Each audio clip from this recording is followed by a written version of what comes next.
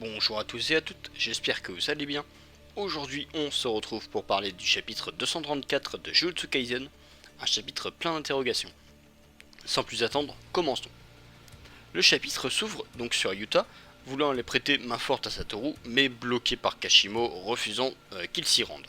Surtout que si quelqu'un devait s'y rendre, ce ne serait surtout pas lui. Tout un débat se lance alors pour savoir si quelqu'un doit aller aider Gojo, mais tous semblent être plutôt d'accord pour dire que non, excepté Yuji conseillant à Yuta d'y aller. Cependant, dans cette dispute, il y a plusieurs éléments à retenir. Déjà, premièrement, donc Kashimo estimant que Yuta n'est pas au niveau pour s'y rendre. Mais bon, cette déclaration n'est pas à prendre sérieux. Après tout, Kashimo, il ne connaît absolument rien du niveau de Yuta, hein. Il ne l'a pas affronté, enfin en tout cas pas qu'on sache. Et s'il l'affronte à l'entraînement, il est clairement moins fort que lui. Enfin, c'est une évidence en fait. Dans le sens où Kashimo est à peu près du niveau de Akari, et Yuta est considéré comme étant plus fort que Akari, et de toute façon ça s'est vu. Deuxièmement, Maki, elle, estimant au contraire que que perdre Yuta serait comme perdre le pilier de la suite du plan, donc le plan avec Kenjaku. Je ne vais pas y revenir, on en a déjà parlé dans d'autres vidéos. Ainsi, elle considère donc Yuta comme le plus fort présent dans cette salle. Cependant, Yuta va donner une explication différente, disant que sans son territoire, Sukuna pourrait être combattu par lui et Rika. Et là, ça devient très intéressant. Yuta peut-il battre Sukuna justement sans son territoire et affaibli? Eh bien, je pense que oui. C'est d'ailleurs la raison pour laquelle l'auteur le bloque dans cette salle selon moi. En fait, actuellement, Sukuna n'a rien pouvant faire peur à Yuta. C'est même plutôt l'inverse. On sait que Yuta peut copier des techniques héréditaires. Donc il se passe quoi s'il copie la technique des 10 ombres? Surtout que Yuta se débarrasse des conditions et restrictions du sort qu'il copie. Ainsi, il pourrait potentiellement invoquer Makora sans même avoir à l'exorciser avant. C'est juste totalement cheaté. De plus, Yuta, lui, possède encore son territoire qui nous est inconnu. Mais même s'il est inconnu, un territoire, ça reste un territoire. Et pour sûr, si Sukuna se fait avoir dedans, il risque sa peau. Voilà pour mon avis sur la question. Dites-moi le vôtre en commentaire, ça peut être intéressant et on peut en débattre. Mais avant d'enchaîner, parlons rapidement de Yuji, qui depuis le début du combat, se fait plutôt discret. Mais est-ce que cela ne cacherait-il pas un atout? Après tout, personne ne connaît mieux Sukuna que lui, sans parler de son sort, qui, une fois qu'il nous sera un peu plus développé et expliqué, pourrait potentiellement devenir la clé de la victoire. De la même manière, j'en avais déjà parlé dans un précédent chapitre, hein. Son pouvoir peut juste être totalement cheaté. Passons donc maintenant à la suite. Et là, ça va beaucoup parler je pense. Selon Kusakabe, Sukuna se retient et garde un atout en réserve. Mais je préfère refroidir directement, on parle de Kusakabe. Celui qui comprend le moins bien ce qui se passe depuis le début du combat. Il ne faut pas prendre sa déclaration au sérieux. Sukuna est bien à fond. Et ceux qui me sortent qu'il sourit ou je ne sais pas quoi, Satoru sourit aussi. Est-ce que ça veut dire qu'il se retient? Je pense pas. De plus, Sukuna n'aurait pas pris autant de risques de mourir si c'était pour avoir un Joker pouvant battre Satoru comme ça. Ça n'aurait juste aucun sens, hein. Sukuna n'est pas suicidaire il me semble. Donc voilà, le seul Joker de Sukuna, c'est Makora. Bien que j'y reviendrai un peu plus tard dans le chapitre. En attendant, le combat continue. Le fameux 1 vs 3, enfin plutôt 1 vs 2 actuellement puisque Sukuna est caché dans l'ombre. Mais Satoru gérant toujours le combat sans trop de soucis. Et prenant même l'avantage sur l'un des deux Shikigami, hein, ne parvenant pas à suivre l'exorciste. Cependant, ici je suis un peu déçu malgré tout, car ce Shikigami est composé notamment du cerf circulaire, qui a comme capacité d'annuler l'énergie occulte d'un sort, je rappelle. Et je trouve ça dommage que ça ne soit pas utilisé ici. Ça aurait pu être vraiment excellent de voir un Satoru acculé par le cerf circulaire, parce qu'il ne peut tout simplement utiliser aucun sort. Ça aurait été vraiment génial, mais bon, ce n'est pas grave. Au moins on a Makora qui sert un petit peu pour ça. De son côté, justement, Makora aussi tente d'abattre Satoru, mais sans succès. Il a beau être fort et rapide, il ne l'est absolument pas assez pour suivre Satoru, et c'est bien normal.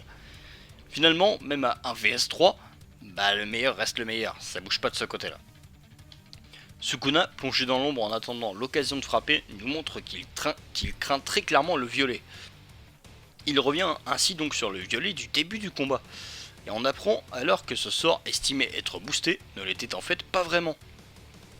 La distance de 4 km l'avait en fait fortement affaibli, faisant que Sukuna avait pu le gérer en perdant seulement ses bras. Enfin seulement, c'est déjà pas mal évidemment. Mais ici, s'il se prend un violet juste à 100% mais à cette distance, il sera tout simplement et bonnement anéanti. Alors la version française a été sympa et a un petit peu lissé le tout en disant que ça ferait juste mal. Mais la version originale parle donc vraiment elle d'un coup fatal, un coup mortel. Pour continuer, on en arrive à la partie la plus intéressante du chapitre selon moi.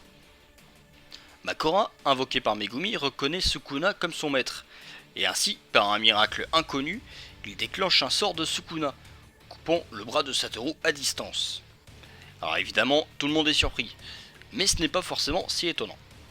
Certains Shikigami de la technique des 10 ombres possèdent plusieurs capacités, comme le cerf circulaire qui peut par exemple soigner et annuler l'énergie occulte d'un sort. Donc penser que Makora peut utiliser la capacité de son invocateur n'est finalement pas si surprenant. Sukuna sort alors de l'ombre, enchaînant Satoru pendant qu'il est encore surpris et affaibli. Mais alors qu'il se fait envoyer balader par les 3 adversaires qui lui font face, le plus fort des exorcistes lâche un grand sourire avant de montrer à tous tout simplement qui est le patron. Un bleu puissance maximale dont la cible est anéantie dans l'instant. Sukuna, lui, se fait protéger par Makora, mais perd son sourire instantanément, nous montrant donc la dangerosité du sort et surtout la crainte de Sukuna justement par rapport à Satoru. Et là pour le coup on le voit vraiment sur cette page. Encore une fois, non, Sukuna ne se retient pas, c'est un combat à mort contre le plus fort, et il le sait très bien. Après tout, dès le début, on nous le disait, Sukuna est le challenger, c'est Satoru le patron. Cependant, avant d'entamer la toute fin du chapitre, parlons d'une chose rapidement. On a pu voir que Makora, qui a pourtant été invoqué par Megumi, vient de reconnaître Sukuna comme son maître. Mais ici, une question se pose. Si Sukuna et Megumi peuvent invoquer les 10 ombres indépendamment, est-ce qu'il se pourrait que Sukuna devienne un utilisateur officiel de la technique des 10 ombres et puisse donc invoquer potentiellement son propre Makora, en plus de celui de Megumi. J'en parle car pour rappel, un Shikigami détruit ne peut plus être invoqué. Ainsi, même si Megumi revient, il n'aura plus aucun Shikigami à cause de Satoru, qui les aura tous pulvérisés un par un, ou 3 par 3 en fonction si Sukuna commence à faire des fusions. Ainsi, il pourrait donc reprendre le sort des 10 ombres obtenu par Sukuna pour remplacer le sien qui aurait tout simplement disparu. Ou qui sait, peut-être que la disparition de tous les Shikigami débloquerait une condition permettant d'invoquer un 11ème Shikigami ultime. Ça peut être intéressant, donnez-moi votre avis sur cela en commentaire. En attendant, parlons bien sûr de la fin du chapitre avec ce teasing incroyable. Dans 41 secondes, l'équation imaginaire de Satoru Gojo va de nouveau refaire une petite beauté à Shinjuku. Alors, que peut-on en penser ?